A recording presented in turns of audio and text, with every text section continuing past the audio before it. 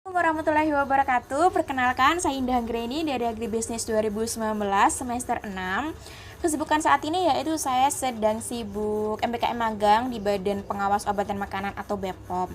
Alasan saya mengapa saya sudah magang tapi tetap mencoba mendaftar di Asisten Praktikum Manajemen Usaha Tani karena selama magang satu minggu ini dan juga satu semester ke depan timeline yang sudah diberikan, menurut saya masih memiliki banyak waktu luang seperti itu, sehingga saya berpikir mengapa waktu luang ini tidak saya gunakan untuk hal-hal positif. Salah satunya yaitu menjadi asisten praktikum manajemen usaha tani, karena saya pikir ketika saya menjadi asisten praktikum, saya bisa belajar banyak hal gitu. Belajar ketika saya menjadi seorang asisten praktikum, di pengalaman-pengalaman sebelumnya saya pasti mendapatkan hal-hal baru yang memang di semester sebelumnya belum pernah saya dapatkan seperti itu. Nah, saya rasa dengan menjadi asisten praktikum saya dapat belajar hal baru. Mungkin ada hal yang memang belum saya tahu dan akan saya tahu gitu ketika nanti saya menjadi asisten praktikum. Lalu juga saya bisa berbagi ilmu, berbagi pengalaman dengan para mahasiswa seperti itu. Alasan lain yaitu karena di semester kemarin saya juga sudah diamanahkan sebagai asisten praktikum pengantar usaha tani, yang saya rasa dua mata kuliah ini merupakan mata kuliah yang materi-materi yang diajarkan sama, pokok-pokok bahasannya juga sama. Jadi saya rasa saya sudah mampu gitu, saya sudah bisa untuk mengajar mata kuliah ini dengan materi-materi yang memang sudah saya pelajari selama 2 semester. Semester 2, semester 5 kemarin, dan jika saya diterima saya akan belajar lagi di semester 6. Seperti itu mungkin beberapa alasan saya mengapa saya mendaftar menjadi asisten praktikum manajemen usaha tani walaupun saya sudah magang, tapi tetap saya punya alasan-alasan yang kenapa tidak gitu untuk dicoba. Berikutnya saya akan menampilkan video gambaran bagaimana ketika saya mengajar di kelas melalui Google Meet. Baik, Assalamualaikum warahmatullahi wabarakatuh. Selamat pagi teman-teman, selamat datang di Praktikum Manajemen Usaha Tani pertemuan pertama. Jadi di pertemuan kali ini kita akan belajar terkait dengan analisis kelayakan tanaman tahunan. Nah, sebelum kita ke analisis kelayakan tanaman tahunan, kita harus tahu dulu tanaman tahunan itu tanaman yang seperti apa sih? Ada 3 poin yang bisa kita garis bawahi dari tanaman tahunan.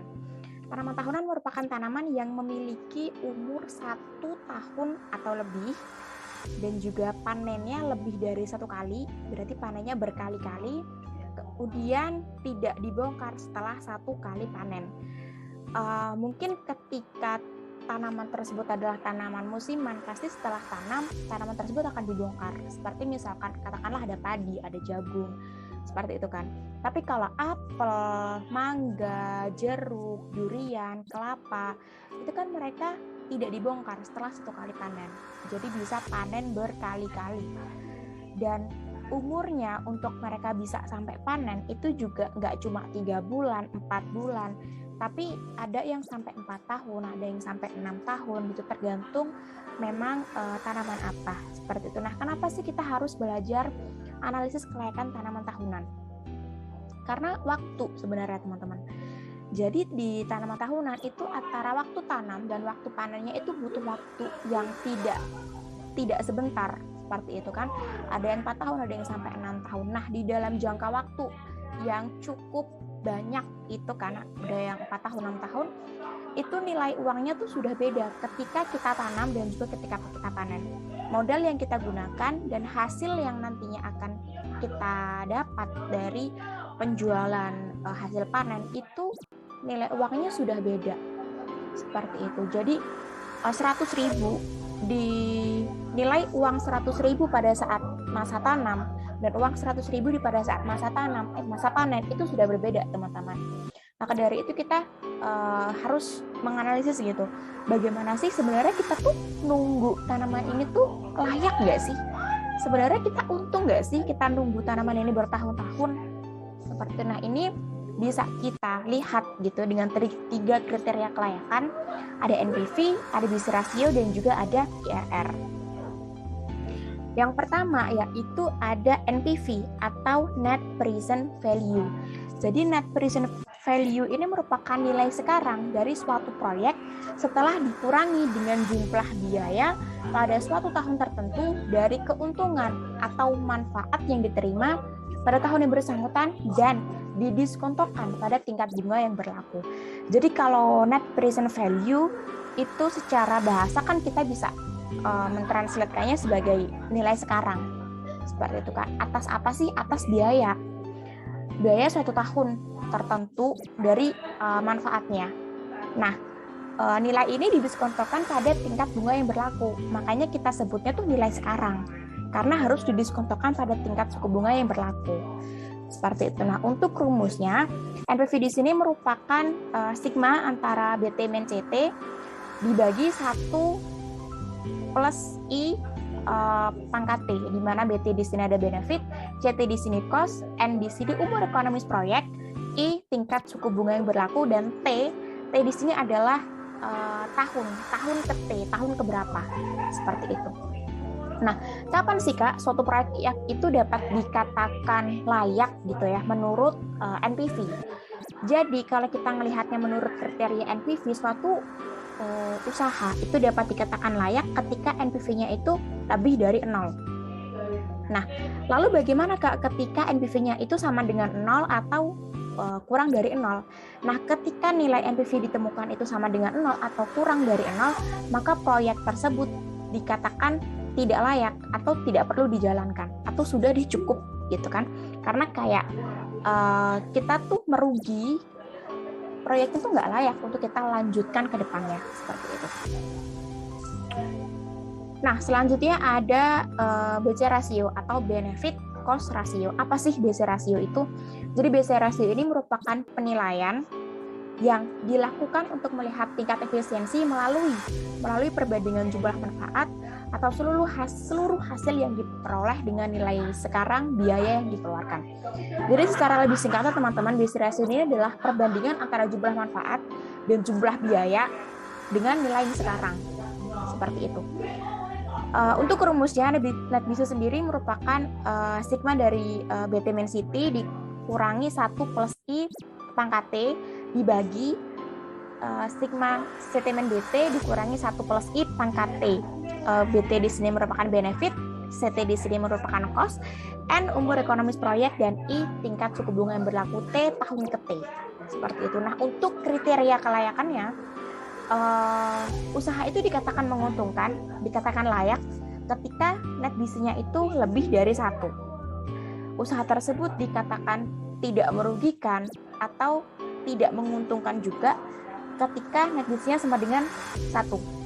Dan ketika ditemukan net BC-nya itu kurang dari 1, berarti usaha teknik tersebut merugikan atau tidak layak atau sebaiknya sudah gitu disudahi saja, karena terbukti bahwa net BC-nya di sini menunjukkan bahwa dia merugi atau tidak layak.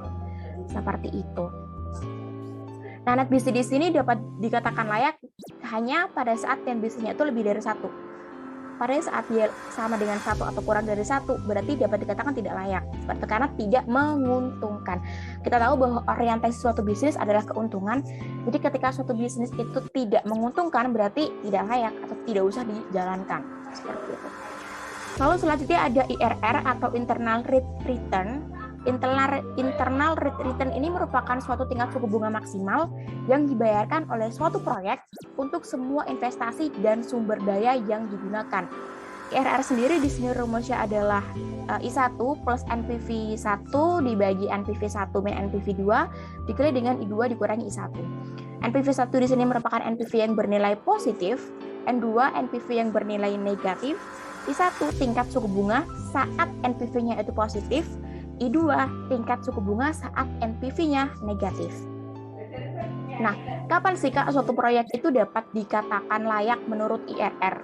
Jadi untuk kriterianya sendiri, IRR ini hanya memiliki satu kriteria. Jadi dia layak hanya ketika IRR-nya itu lebih dari social discount rate. Ketika IRR-nya itu kurang dari nilai social discount rate, berarti usaha tersebut tidak layak. Atau ada yang bilang kalau lebih baik modal yang kita pakai, biaya-biaya yang kita pakai udah deh lebih baik diinvestasikan saja di bank, kita tidak usah usaha. Karena percuma, kita usaha pun nggak layak, justru kita rugi gitu, karena IRR-nya itu tidak lebih besar dari nilai social discount rate. Seperti itu. Nah, ini merupakan contoh nilai dari net BC, NPV, IRR, dan juga payback period. Nah, di sini ada payback period. Apa sih payback period? Jadi payback period ini adalah waktu yang dibutuhkan untuk usaha tani tersebut dapat mengembalikan modal yang kita keluarkan. Itu payback period. Nah, di dalam contoh penelitian ini, net BC-nya ditemukan 1,85. Dia berarti lebih dari 1 dan dapat dikatakan layak. NPV-nya 54 juta, dia lebih dari 0, berarti dapat dikatakan layak. IRR-nya 28,67, dia lebih besar dari nilai social discount rate sekarang, yaitu 14%. 28,67 dia lebih besar kan dari 14%, makanya kesimpulannya layak. Untuk payback period-nya yaitu ada 5 tahun 4 bulan, maka dia dapat dikatakan layak, seperti itu.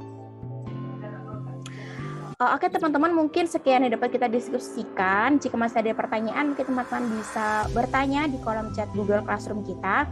Semoga ilmu hari ini bermanfaat untuk kita semua. Sekian dari saya. Semoga kita juga bisa bertemu di pertemuan selanjutnya.